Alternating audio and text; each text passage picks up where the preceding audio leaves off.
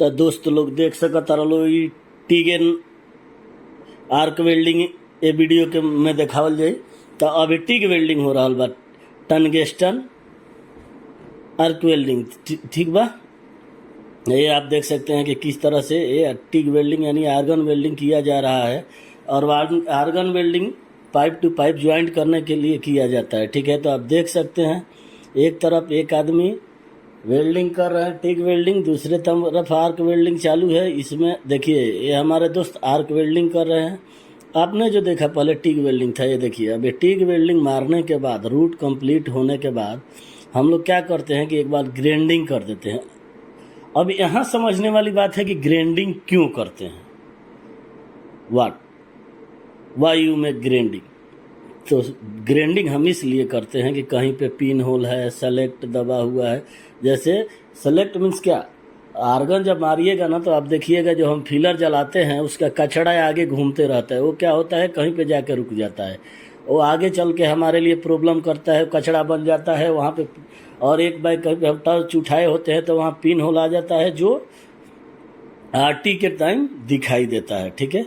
तो सबसे ज़्यादा ज़रूरी और इम्पोर्टेंट चीज़ क्या है, जब भी हम टिग वेल्डिंग करें या आर्क वेल्डिंग करें, आपको pin hole, filler cut, select, porosity, ये चार चीज़ का विशेष ध्यान रखना है। अगर ये चार चीज़ आप कंट्रोल कर लिए तो आपके जैसा वेल्डर कोई नहीं है, ठीक है। गैप ज़्यादा कम का ध्यान नहीं देना चाहिए। गैप ज़्यादा कम रहेगा तो आप मार के, ज़्यादा है तो मार के रूट निकाल सकते हैं, कम है तो रूट निकालना मुश्किल होगा। ये चीज़ का भी विशेष रूप से आपको ध्यान रखना है। तो कभी भी कहीं भी अगर आप वेल्डिंग का जॉब करते हैं और वेल्डर बन गए हैं तो ये चीज़ आप माइंड में हमेशा रखिएगा कि आपको सबसे पहले करना क्या है, ठीक है। वेल्डिंग चालू करने से सबसे पहले आपको मशीन चेक करना है, पूरा फुल्ली मशीन चेक करना है। मशीन चेक करने के बाद आपको फिलर को पूरी अच्छी तरह से एम्बरी पेपर से घिसवा देना है ताकि उसका जो कचड़ा हो वो कचड़ा निकल जाए।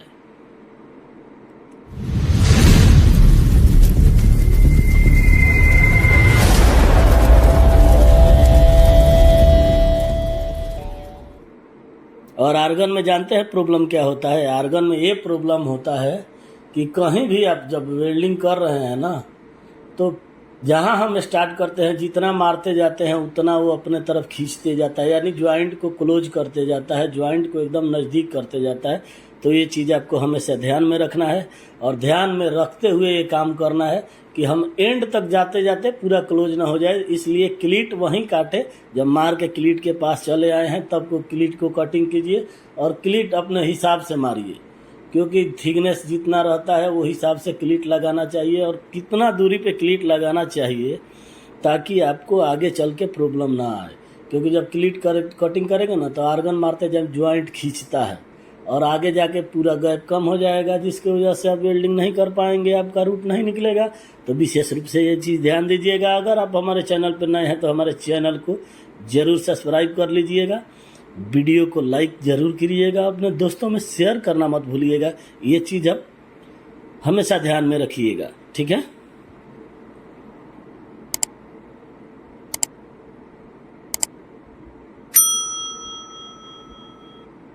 अगर हमारे बताए हुए 4 ट्रिक अगर आप फॉलो कर लिए तो समझिए कि वेल्डर बन गए, ठीक है। तो ये चीज़ आपके माइंड में होना चाहिए और ये चीज़ आपको हमेशा ध्यान में रखना चाहिए। क्योंकि जानते हैं सबसे ज़्यादा आदमी जब आता है कंस्ट्रक्शन में तो क्या सोचता है कि सबसे ज़्यादा पैसा किस चीज़ में है, ठीक है। तो सबसे ज़्यादा पैसा क्या है, वेल्डर में।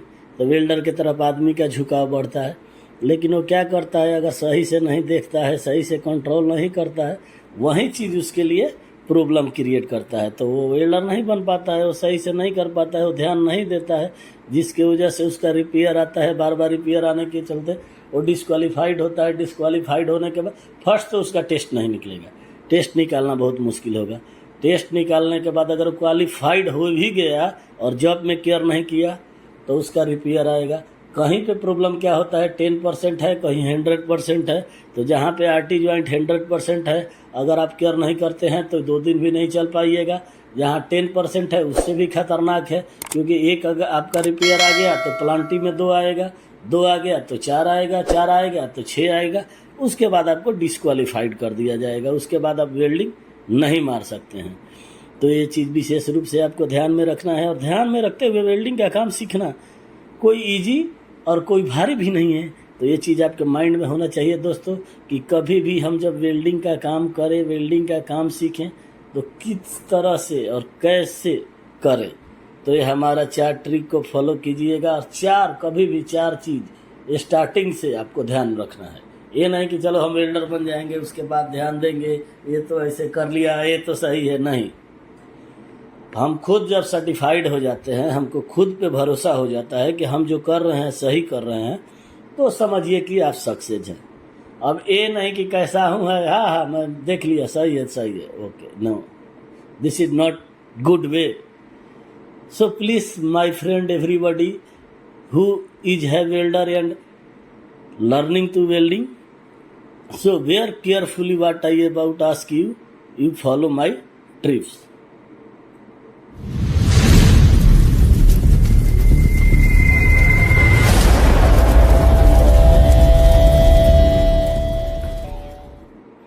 You follow my tips so anybody not touch you, so please have my request, you subscribe to my channel and not forget to bell icon.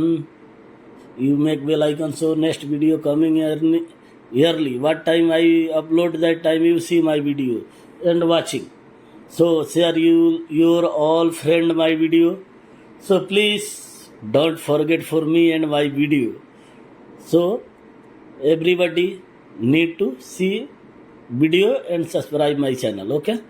तो दोस्त लोग, आप लोग को कैसा लगा, क्या समझे इस वीडियो से, आप कमेंट करके हमें ज़रूर बताइएगा। हमें आपके कमेंट, लाइक और सब्सक्राइब का वेट रहता है, और जैसे ही आप हमको अपना प्यार दुलार देते हैं, हमारा मनोबल बढ़ता है, और हम उसको आगे ले जाने के चक्कर में सोचते हैं और नेक्स्ट वीडियो डालना चाहते हैं, ताकि हमारे चैनल के द्वारा हमारे दोस्त, हमारे भाई, हमारे फ्रेंड लोग इम्प्रेस्ड हो और इसको आगे लेके जाएं और आगे तक देखें, और इससे वेल्डर बने, उनके जॉब में कोई प्रॉब्लम ना आए।